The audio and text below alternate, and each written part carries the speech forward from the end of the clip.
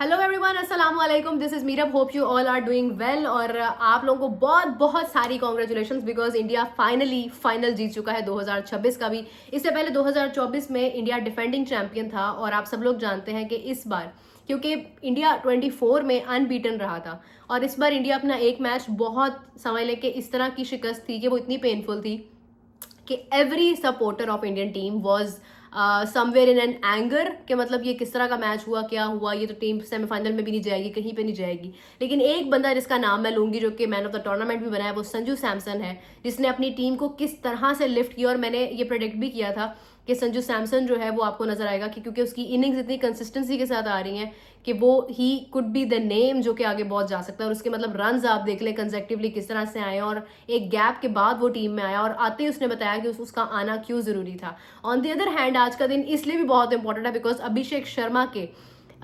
50 जो है अभिषेक शर्मा की वो आज के दिन में आई है। एक बंदा जो एशिया कप का बेस्ट प्लेयर था वो एक वर्ल्ड कप जैसे टूर्नामेंट में कंप्लीटली फ्लॉप रहता है, उसके इनिंग्स नहीं आती है, उसके रन्स नहीं आते हैं, कोई मतलब बहुत सेम शॉट्स पर आउट होता है और पूरी दुनिया उस पर ट्रोलिंग कर रही होती है। कोई उसको स्लॉगर कह रहा होता है, कोई कह रहा होता है कि ये मतलब क्रिकेट खेलनी ही भूल गया है, कोई कह रहा होता है कि ये सिर्फ एशिया कप तक का प्लेयर है। लेकिन हर बंदे को झूठा साबित करके उस बंदे ने फाइनल में परफॉर्म किया। जिस तरह से विराट कोहली को आप लोगों ने देखा था कि 2024 में उनका सारा टूर्नामेंट बहुत अजीब जा रहा था बट फाइनल में जाकर उन्होंने परफॉर्म किया था, बड़ी इनिंग्स खेली थी।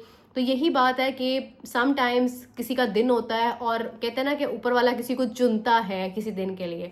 तो आज अभिषेक शर्मा के साथ जो एक ओपनिंग पेयर और जो एक पार्टनरशिप डेवलप हुई, हाईएस्ट रन्स की इन T20 वर्ल्ड कप 2026, तो एक बड़ी पार्टनरशिप डेवलप हुई इन द पावर प्ले का स्कोर जो उन्होंने बेसिकली किया that was the highest of T20 world cup 2026। तो इट वाज रियली अमेजिंग। और फिर उसके बाद अगर आप देखते हैं तो किस कंसिस्टेंसी के साथ वो गए बट आफ्टर स्कोरिंग 50 वो आउट हो गए। तो मतलब ये कि आउट होने के बाद फिर ईशान किशन की वापसी होती है और फिर उसके बाद आप देखें कि जिस तरह से भी टीम आगे कंटिन्यू करती है। अनफॉर्चुनेट रहते हैं थोड़े से सूर्य कुमार यादव, लेकिन वो मैटर नहीं करता बिकॉज उनके रन्स बेशक नहीं आए हैं बट उनकी कैप्टेंसी इतनी शानदार हुई है, इतनी ज़बरदस्त हुई है कि मतलब आप देखें कि एक एक प्लेयर को बेहतरीन तरीके से यूटिलाइज किया गया। शिवम दुबे की यूटिलाइजेशन को आप देखें, आप बॉलिंग साइड देखें, like every single player was compose and was utilize in an excellent way in the final का प्रेशर बहुत ज़्यादा होता है और आपको पता है कि जिन टीम्स के साथ ये जो टैग लग जाता है ना वो टैग आगे जाता है समवेयर। अब आप देखिए कि साउथ अफ्रीका के साथ चोकर्स का टैग लगता है, आपके सामने वो हार गए। फिर उसके बाद न्यूजीलैंड की टीम को आप देखें, उनके साथ चोकर्स का टैग लगता है, हार गए। इंडियन टीम के साथ एक टैग लगा हुआ था कि अहमदाबाद का स्टेडियम बहुत अनलकी है उनके लिए, बट दे हैव प्रूव्ड कि कोई भी चीज़ अनलकी नहीं होती है। उन्होंने जनाब हर तरह से अपना बेस्ट दिया और आप देखें कि इस ही स्टेडियम के अंदर 1.5 लाख का क्राउड जो कि रोते हुए गया था, वही 1.5 लाख का क्राउड इस बार खुशियां मना रहा है, पटाखे फोड़ रहे हैं, मतलब इतनी हैप्पीनेस क्रिएट कर रहे हैं और विच टेल्स के कोई भी जगह अनलकी नहीं होती है। ऑन दी अदर हैंड एक बात बहुत सारे लोगों ने चैंपियंस ट्रॉफी में बोली थी कि, और स्पेशली इन द T20 2024 के अंदर भी, कि इंडिया जो है उसको ज़्यादा ट्रैवल नहीं करना पड़ा और दूसरी तरफ जो है वो ये चैंपियंस ट्रॉफी के अंदर कहा गया कि एक वेन्यू का बेनिफिट है इंडिया को। तो ये सारी बातें हुई और इंडिया जीता। लेकिन इस बार इंडिया ट्रैवल भी कर रहा था, होस्ट कंट्री होते हुए दे ट्रैवल। और उसके बाद ये है कि ट्रैवलिंग के बावजूद और एक मैच हारने के बावजूद उन्होंने जिस तरह से मतलब पूरा टूर्नामेंट खेला और जीता और टाइटल जीता और डिफेंडिंग चैंपियन थे, एक बार फिर उसको अपने उस टाइटल को डिफेंड किया, ये बहुत बड़ी चीज़ थी। आप देखिए कि जो टीम 2024 में थी उस टीम में विराट कोहली थे, रोहित शर्मा थे, रोहित शर्मा की कैप्टेंसी थी, फिर उसके बाद देखिए राहुल द्रविड़ थे।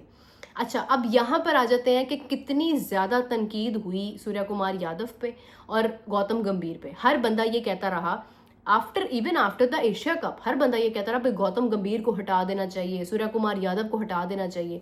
कंसिस्टेंसी रखी उन्होंने। अगर यही टीम किसी और कंट्री में होती, मैं किसी और की, मैं इवन पाकिस्तान की एग्जांपल देती हूँ, अगर पाकिस्तान में ये सब हो रहा होता, I bet after the red ball cricket के सारे मसलों के बाद गौतम गंभीर चेंज हो जाते हैं डिस्पाइट द फैक्ट कि वो वाइट बॉल में कैसा परफॉर्म कर रहे हैं, कैप्टन चेंज हो जाते हैं सूर्य कुमार यादव, क्योंकि सूर्य कुमार यादव की कैप्टेंसी के अंदर आपको पता है ओडीआई के अंदर भी मतलब उनके कुछ लॉसेस आए और फिर उसके बाद T20 के अंदर भी एक मैच वो अपना हारे थे जो कि वो कभी भी नहीं हारे हुए थे, वो भी चेंज हो रहे थे। और फिर उसके बाद आप करंट इन दिस टूर्नामेंट आप देखें कि कितनी कंसिस्टेंसी दिखाई गई है जिसके अंदर उन्होंने अपने प्लेयर्स को नहीं तब्दील किया। एक तब्दीली उन्होंने की जो कि ज़रूरी थी, वो संजू सैमसन की थी।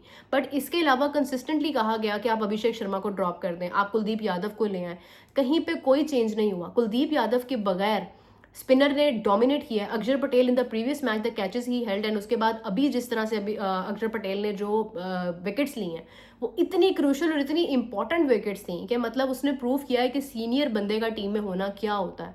और उसके बाद देखिए अभिषेक शर्मा पे इतनी तनकीद हुई, लेकिन hats off to the coach and the captain कि उन्होंने उसको नहीं चेंज किया, उसको मौका दिया, उसको टाइम दिया, और उसने आके यहाँ पे फाइनली अपनी 50 स्कोर की। 100 नहीं कर सका, 80 प्लस नहीं कर सका, 70 प्लस नहीं कर सका, बट उसने जो 50 स्कोर किया वो बहुत शानदार अंदाज में थी। उसका बॉल जिस तरह से फ्लाई कर रहा था, फील्डर्स के सर के ऊपर से जा रहा था, वो बता रहा था कि वो उसमें, और मतलब आपने नोट किया होगा कि वो बंदा एक शॉट मारने के बाद पॉज लेता था, सिंगल लेता था, फिर उसके बाद वापस आता था, फिर शॉट्स मारता था, 1-2 शॉट्स मार के फिर वो सिंगल। कंसिस्टेंटली एक कंसिस्टेंट इनिंग्स जो है वो आपने देखी है अभिषेक शर्मा की तरफ से। ये वाली जो कंसिस्टेंसी उसने दिखाई है इन दीज इनिंग्स, स्कोरिंग 50, ये बताया है कि उसने अपने आप को इम्प्रूव किया। ये वो बंदा था जो बगैर रुके कंसिस्टेंटली शॉट्स मारता था, लेकिन उसके ऊपर इतना प्रेशर आया, उस प्रेशर मोमेंट में जाकर एक कम उम्र में कम एक्सपीरियंस के साथ आप जब एक बड़े मैच में परफॉर्म करते हैं तो इट शोज़ कि आपकी ट्रेनिंग कितनी सख्त हुई है पीछे। तो बहुत ही शानदार मैं कहती हूँ कि आज जो है वो हमने क्रिकेट देखी अभिषेक शर्मा की तरफ से। Although man of the match Sanju Samson है, man of the tournament Sanju Samson है, और ऑब्वियसली बहुत सारी तारीफें संजू के लिए हैं, बट आई स्टिल से कि Abhishek Sharma we believed somewhere.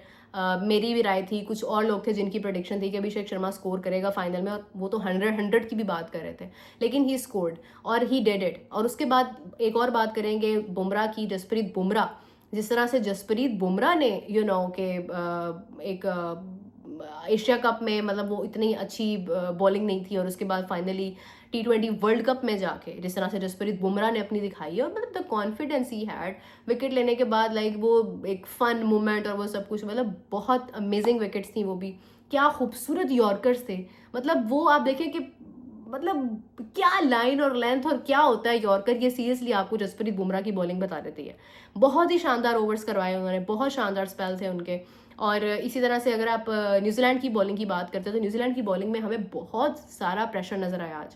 शुरू में ही आपने देखा होगा कि उनके बेहतरीन बॉलर्स की तरफ से कितनी सारी वाइड बॉल्स नजर आई, मतलब वो चाहे वो लॉकी फर्गसन है, चाहे वो मैट हेनरी है, कोई भी है, आपको वाइड बॉल्स नजर आई, आपको प्रेशर नजर आया, बिला वजह की वाइड बॉल्स पे वाइड बॉल्स फेंकते चले जा रहे हैं।